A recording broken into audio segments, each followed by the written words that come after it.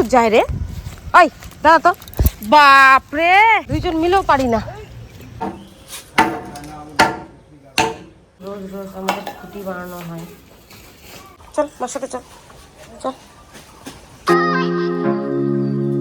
Hello friends, good morning. আমি হলাম পূজা, তোমরা দেখছো পূজা বাপি গ্যালারি। আমাদের লালি এত শক্তি যে কোত্থেকে পায় সেটা হয়তো ভগবানই জানে।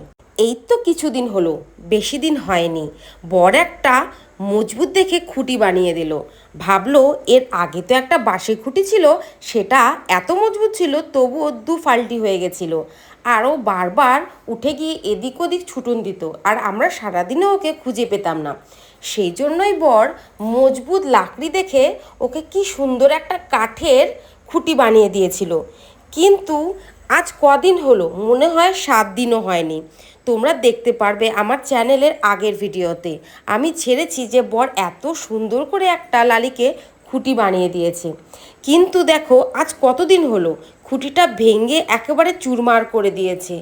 এত শক্তি যে ও কোত্থেকে পায় সেটা আমরা আর বুঝি না। ঘাস ও যাই খাক, আমরা ওকে আর ধরে রাখতে পারি না, ওর গায়ে এত শক্তি। তো যাই হোক, খুঁটি তো ওর লাগবেই, না হলে ও ঘুরে ঘুরে খাবে কি করে? কোথাও তো আর রশি দিয়ে বাঁধার কোনো জায়গা থাকে না, তাই ওকে জায়গা মতন আমরা খুঁটি গেড়ে দিলে ও ঠিক মতন খেয়ে নেয়। এক জায়গায় খেলো, ওই জায়গায় ঘাস শেষ হয়ে গেলে আবার অন্য জায়গায় দিয়ে দিলে ও ঠিক করে সুন্দর করে ঘাস খেয়ে নেয়। কিন্তু খুঁটি না থাকলে কেমন করে হবে? সেই জন্যই মা সকাল সকাল আবার খুঁটি বানাতে বসে পড়েছে। এত খাটাখাটনি করে খুঁটি বানিয়েও বরের আর কোনো লাভ হলো না। এর আগের খুঁটিটাও কিন্তু বর বানিয়েছিল, কিন্তু তার আগের খুঁটিটা আবার শ্বশুর বানিয়েছিল। লালি আসার পর যে কতগুলো খুঁটি চেঞ্জ করা হলো সেটা আর বলার মতো না।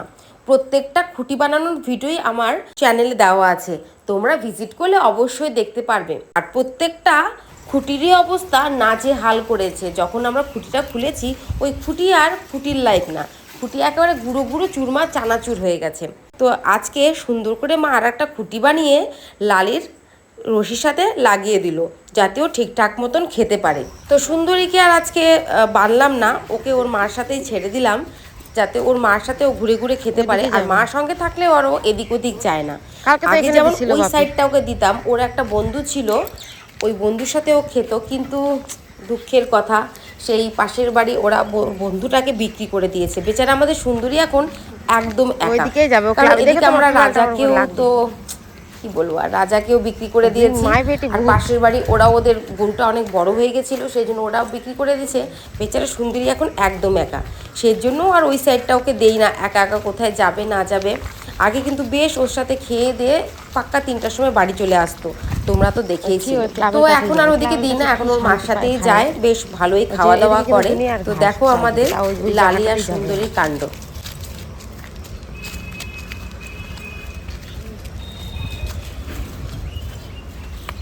তাহলে গেটের সামনে দিয়ে দিবা, গেটের সামনে তো ভালো আছে বিএসএনএল অফিসের।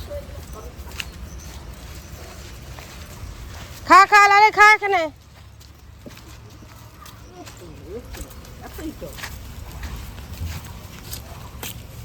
এ ধর দাঁড়া, কত দূর যায় রে? ওই দাঁড়া তো, বাপরে দুইজন মিলেও পারি না। হ্যাঁ হ্যাঁ লালি হ্যাঁ,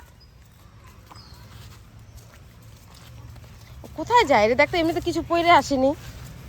হ্যাঁ হ্যাঁ হ্যাঁ, এত জোর খিচে তোর? ওই কোনাটাতেই যাবে, নোংরার মধ্যে নোংরা খায়।